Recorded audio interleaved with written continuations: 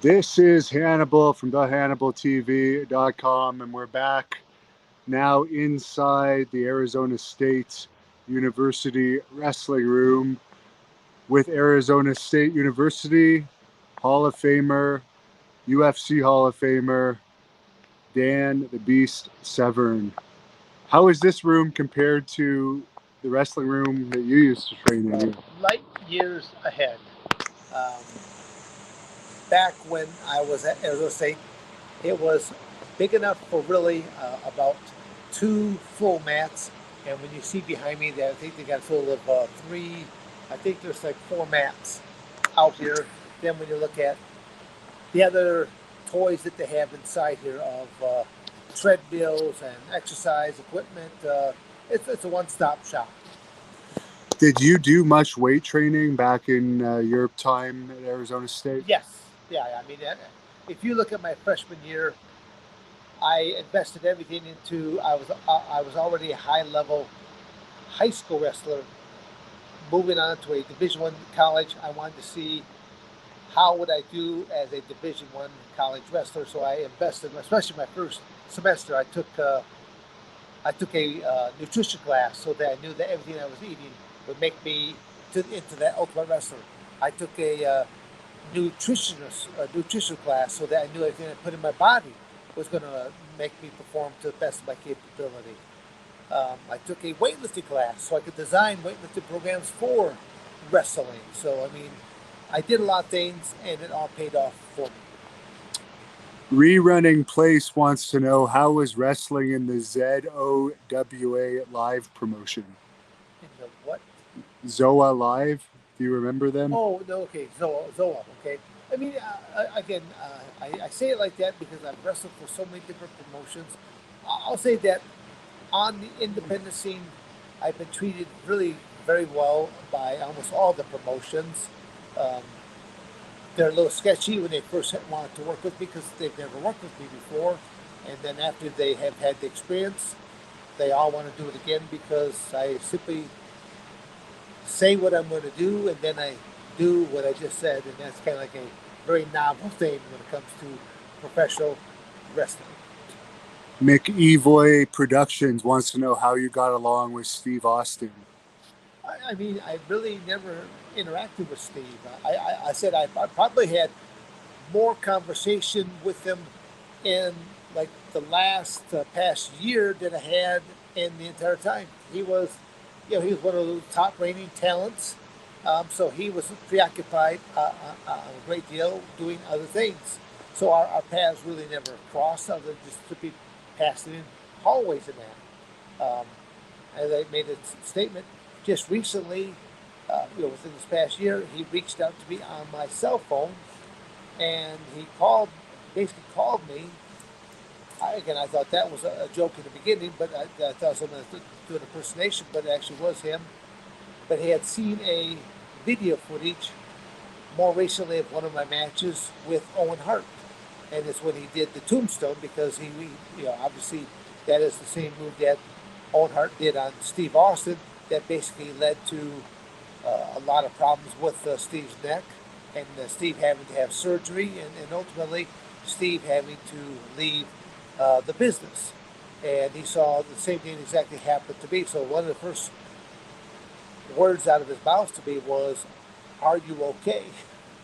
And I thought that was pretty nice that he wondered about my health and well-being. So I have a standing invite from him to, if I could make it out to, he said he's located somewhere in Texas. I just don't remember where offhand, but he said he'd love to have me on his podcast. Oh, well, I hope that happens soon. Love to see that. Mike D wants to know, what was your relationship like with Vince McMahon? Well, again, you know, Vince was pulled in all kinds of different directions. When you're the president of an organization that you've got, let's say, probably close to 100, if not more than 100 employees under contract at all types of different levels. You've got multiple storylines taking place because athletes are getting hurt. I mean, he's got a lot going on. So I'll just say that he was always very cordial whenever we did interact with each other, but it was very, very limited. I had more dealings with creative teams and things of that nature.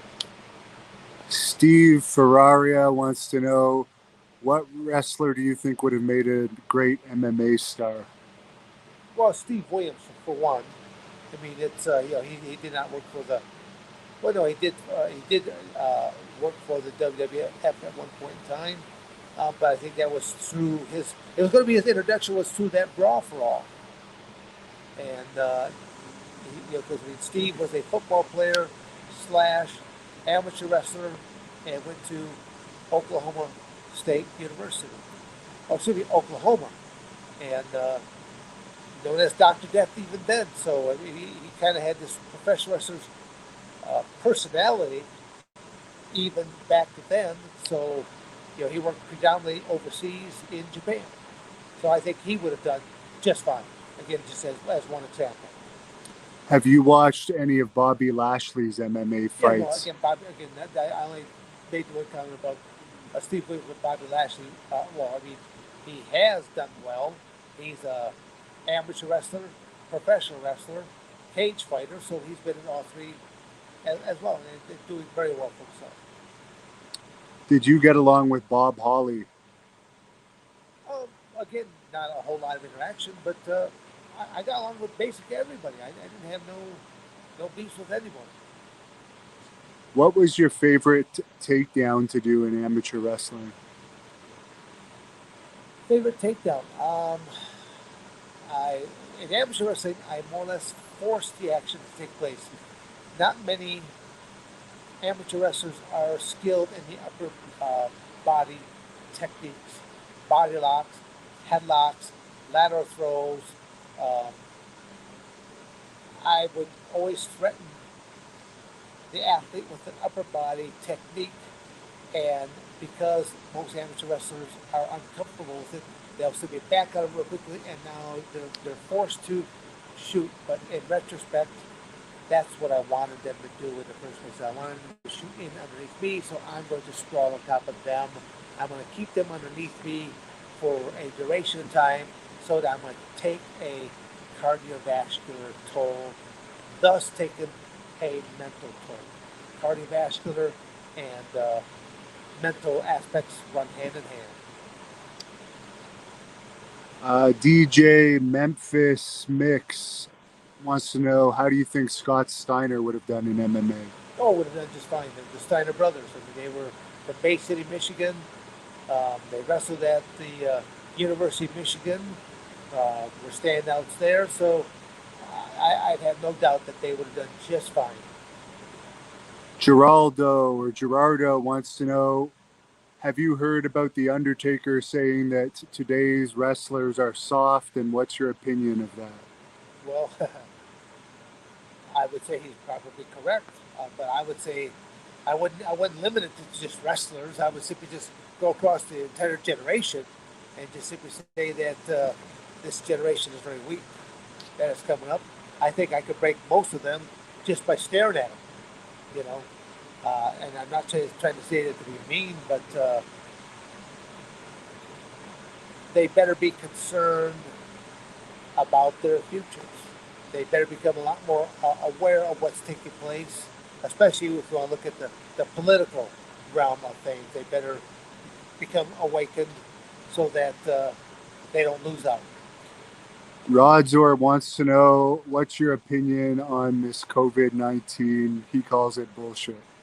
Well, you said the right word. Um, just during this entire past year, now, is there an actual virus?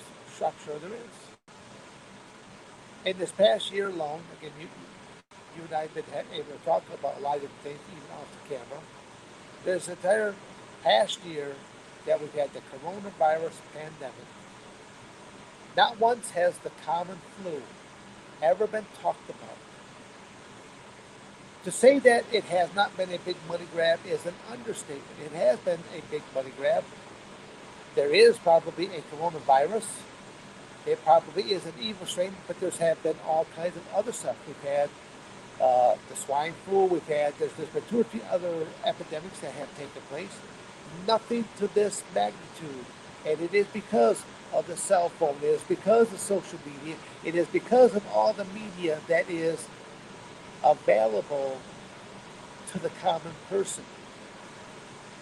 It's also because there are no longer any standards being held to our news reporters, our newspapers, our magazines, to people who are doing editorials. You had to do a retract. If you were caught wrong in a wrong statement, you had to come back. You had to apologize.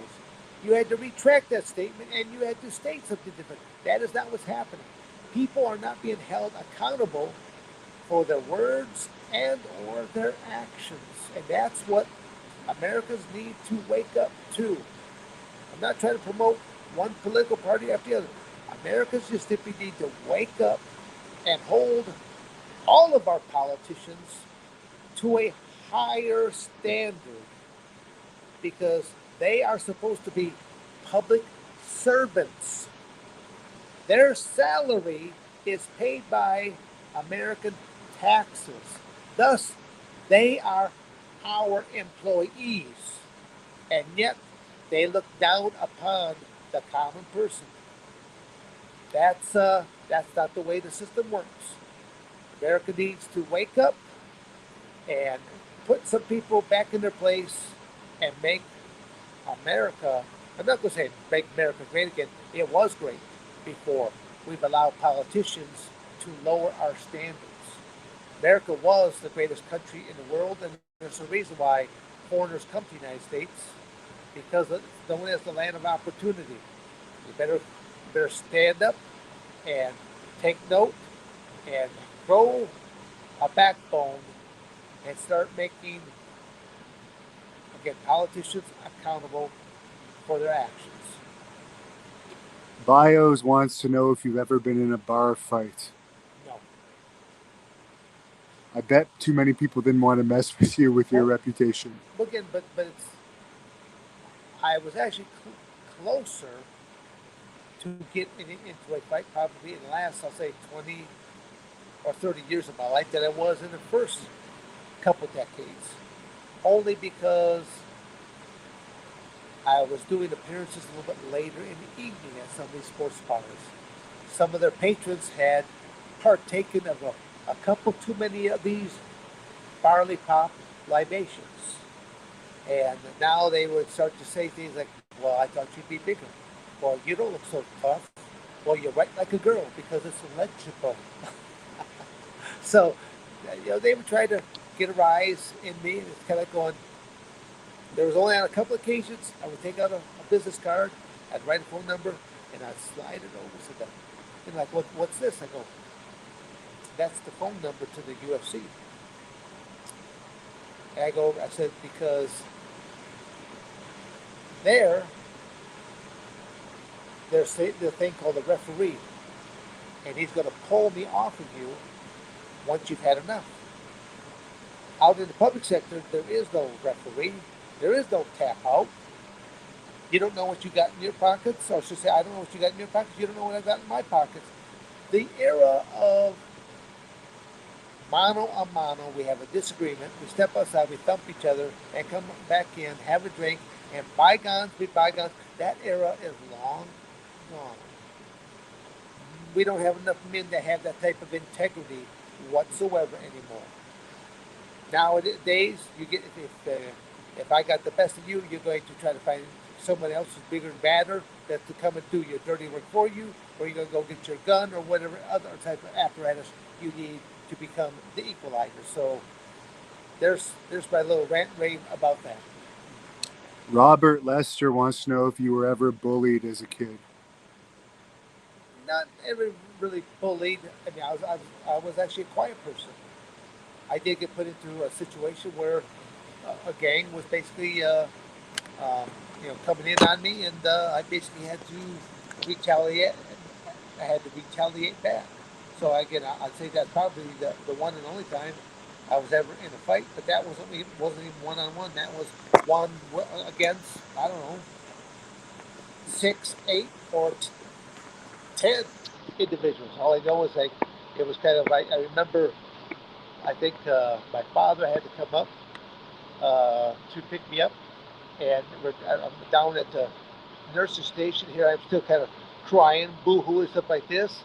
And yet there was like, I don't know, 4, 5, or 6 of the boys. They were all battered up, and they were being attended. And I think the principal literally was trying to hold back a smirk and laugh because he's looking at this chunky little, because I was a little chunkier, and I had a flat top. This chunky little flat top kid who's out there balling basically tore up half a dozen other actually one grade ahead of me. So I think he had a hard time keeping a straight face, trying to reprimand me for what I was doing. In the same token, he was probably happy for a fact. There was a point in time when standing up for your rights was the right thing to do, but now we're such a soon happy society. Again, more neutering of America. Rad Rob Gaming wants to know what happened with the podcast you were doing with Don Fry that was going to be called The Realest Guys in the Room. Well, again, it has a different name to it. Tenacious Masculinity, I think, is the last name. I was with Don last weekend, and we shot, I think, a couple hours worth of material that is being edited, and it will be starting to be released soon. And I think somewhere in the next week or so, we'll be doing another couple interviews to have more content, so that when we're ready to launch, that we have enough stuff in in the can. The biggest thing is going to be the fact that I'm not going to be I'm not going to be in town to do a regular podcast. I'm still going to be out doing what I do. So wherever I'm at, I will have either the microphone and or uh, camera set up to where here Dance, I'm back in Stillwater, Oklahoma, or I'm back in Coldwater, Michigan, or I'm back in Columbus, Ohio. I'll be reporting from some other location, and Beast is on loose, and this is what he's doing here today. Fart Doctor says, would you What was fight? his name? Fart Doctor. Would you fight? I don't think as a doctor you want to be that kind of a doctor, but okay, No. go ahead. Would you ever do a rematch with Hoist Gracie? Well, we've answered that before. Yes, in the last 2 years, I was trying to get one more match between Mark Coleman, Ken Shamrock, Hoist Gracie, all right in a row, and I just wanted to make sure that I wanted both them and myself to be drug tested that night, simply just to let people know that Dan Severn is still lifetime chemical free, and I'd like to find out would they pass a drug test. Adam G wants to know, did you think it was cheap that Gracie was using the gi in the early UFCs? No, I mean, it was the rules were you could grab clothing. It was the sheer fact that their background was jiu-jitsu, so the fact that they had been working with a gi on all along, I mean, is that an advantage to them? I don't know. I mean, the sheer fact is you can't punch, kick, elbow, or knee in Gracie Jiu-Jitsu, so there's still other things that people could have done. So, I mean, I don't look at it as a pro, or I don't look at it as a con. TNT Takeover wants to know if you have any Danny Hodge stories or thoughts on him. He passed away recently. No, again, it's a great piece of American heritage. Passed away with a Danny Hodge. I've had the pleasure of meeting Danny Hodge several times over the years. The first time was actually back in 1976, after I had hurt my knee, and I was still at the NCAA tournament because I had pinned 5 out of the 6 NCAA place finishers that year, and I was still at the NCAA tournament to at least see what was happening, and that's when I met Danny Hodge, and he even told me at that time that there was a book that was released. The book was released. It was known as the title was Two Guys Named Dan. It was based upon Dan Hodge and Dan Gable, but because they were waiting to see what was going to happen through the rest of my freshman career, because they were looking at having the book renamed Three Guys Named Dan, and I was going to be the 3rd edition. So I thought that was great that he told me that, and even Mike Chapman, one of the greatest probably authors when it comes to writing books about amateur wrestling, professional wrestling, and even a few other books. I think he's got, I'll say, well over 30 books to his credit. He has, has regaled me in turning amateur wrestling into a martial art in the course of just one night. Disneyland Toys says, would you have any hesitation about fighting CM Punk? Um, you mean a fight for real? No. Again, you're looking at how much younger is CM Punk than me. I mean, I would want a little bit of time, and I'm getting to that point of time and age. It's kind of like going, I've been retired for several years right now. I continue to train. I continue to conduct seminars. Even the group I was with last night, they were shocked as to how my mind still thinks, and as I'm just watching them what they're doing and looking for things that they're not doing. They're not exploring a lot of other options. They need to use a little bit more of their imagination. Gaming with Rob wants to know if you think you would have won the Brawl for All if you had continued on with it. Um, in boxing, no. And boxing is not my forte. Striking is not my forte. Now, had it been mixed martial arts where grappling, submissions, locks would all be thrown into it, well, that's a whole different category. But strictly the brawl for all, that was strictly a boxing event and not really meant for me. Cyrus 747 says you had the most menacing entrance music ever. How did you like it? Well, again, I had no say so in what they prepared. I'll simply say that, like the first time getting ready to enter into the ring or go through the curtains for WWF. Um, I mean, I heard the music play. I'm thinking, wow, that's pretty cool music. I mean, so I'll just say that I really appreciate the music that they put together for me.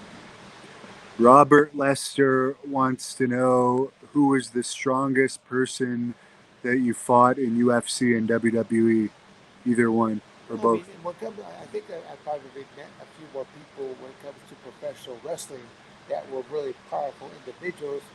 But then that's because a lot of them were utilizing.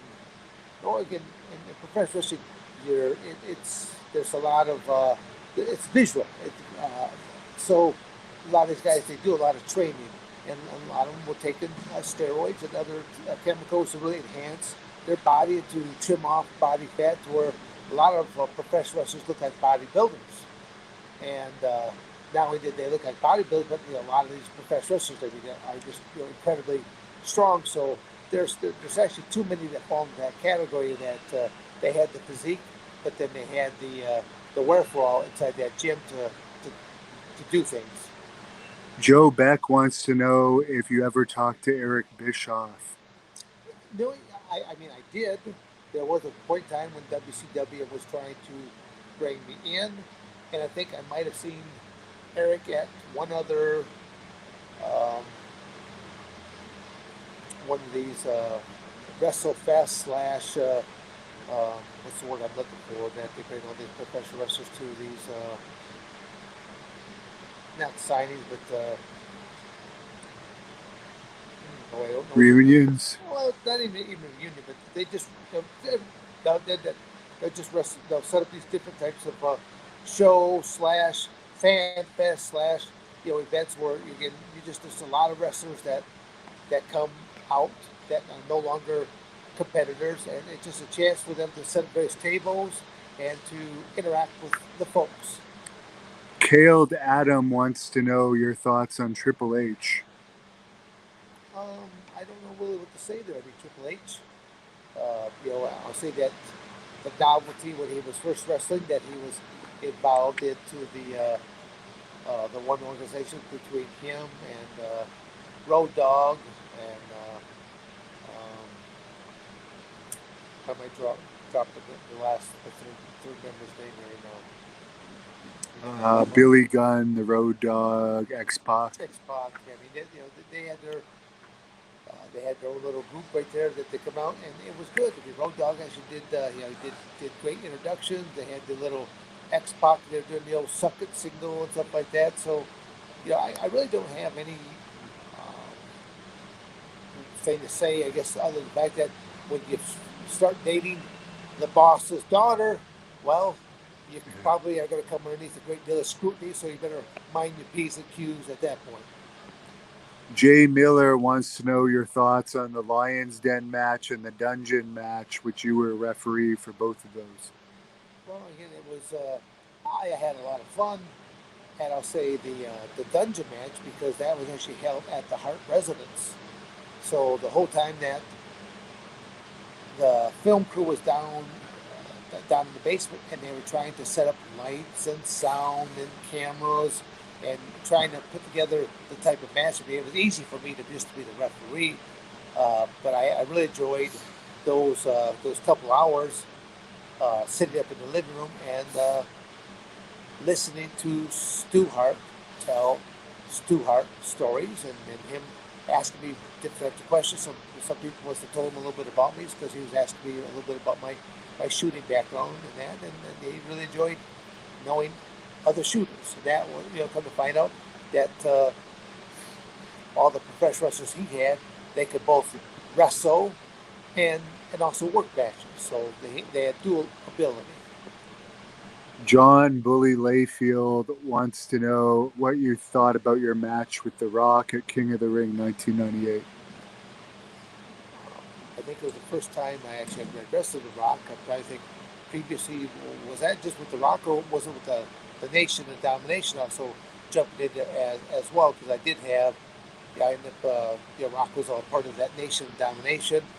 And so there was also D'Lo Brown, Mark Henry, and The Godfather, and Farouk were all members of that. And so, I mean, it was like I was taking on, I think, 4 or 5 men all in the same night, being splashed like by Mark Henry and that. So again, it was, I mean, he's gone off to use his professional career now, and he's killing it in the film industry. Jack Jerry wants to know if you've ever wrestled in Mexico. Yes, been to Mexico a couple times. Dan the Man Smith wants to know if you've wrestled in the UK. Yes. I think I've wrestled. I think I've done an MMA match. I think I've even done a submission grappling match. I've even conducted a couple of seminars, but it's been a while. And let's face it, nothing has happened this past year. I've had, again, because people were locked down, a lot more people were jumping on social medias. I've added a lot more people as friends to my database, and I've had a number of inquiries that all we're simply doing is waiting for the green light, and I'll try to set up some seminars, speaking engagements to take me back to the UK, just like the same way trying to go back to Russia, or to go back to a number of other countries. Ireland, is another place I like to see, and Australia. These are just places I'd like to see at least one more time, one more hurrah. Jack Jerry wants to know your thoughts on would The Undertaker have made it in MMA? I have no idea what Mark's background was other than being a professional wrestler. So just because someone is a professional wrestler does not transfer well over into a different field whatsoever. So I know some of the professional wrestlers that we talked about in the past, they would have done just fine. But again, I don't know what Mark's background was before and if that would have transferred over well. Zachary Carter says you're in better shape than half the WWE roster. That's sad for the WWE roster, then, because I'm a 62-year-old Bart heading towards 63, but I do try to train almost on a daily basis and doing something, and I do try to watch what I eat most of the time. Before this coronavirus happened, I do have kind of a Achilles heel for the occasional buffet. Last question here, because my phone's going to die. Sorry, fans. And by the way, we're also recording this for his full shoot interview with a high quality camera and sound. So the version of this on the full shoot will be a little bit higher quality, but I thank you for all your questions. I do too, as well. So as people tell, if you ask me questions, you're going to get a pretty good answer, a thorough answer, usually with a story behind it, and probably will equate to even additional questions. There's a fan asking if people use your name for unauthorized material, what do you generally do about it? Well, no, I try to seek that out and find that out and shut people down because they should not be doing that. I mean, the UFC, I mean, they'll go after you really quite really boldly. They'll come after you because they want to make an example because they don't want to be missing out on their, you're taking money out of the UFC's pocket, same way as you're taking money out of my pocket. And last question here. What was the pay like in UFC when you started? Obviously, it was less than they Yeah, make now. no, yeah, definitely. Well, again, if you go back, 20, 30 years in any professional career, what did baseball players, football players, hockey players, what did they make, 20, 30 years ago as to what they're making today? It varies a great deal. Sure, I mean, I always tell people that my guarantee to walk in that octagon cage the very first time was $1,000. And for $1,000, I signed a contract that, in fine print at the bottom, stated, in the event of your accidental death. Now, let's see. Only two things you couldn't do was bite an opponent or stick a finger in the eye gouge. And even then, it wasn't grounds for disqualification. They simply might just go after your purse. So there's a lot of other ways you could have taken another human being's life without ever violating those two rules. But I still signed it and I moved ahead, knowing that if I got in trouble, I could do this thing called tap, or I could simply look up at the referee and go, "Hey, Big John, I've had enough fun for the night." This is a good question, so I will throw this one in from Colonel Quail. Oh, Colonel Quell. What do you think about neck cranks? Because I'll be honest, I do them in grappling, and people bitch about it, but they work. Well, they do. A neck crank is a three. I've done the same in submission grappling, whether it's a choke, whether it's a crank, or it's a combination of both. So it just again depends on the competition, and it depends on what are the rules to this competition. And favorite arena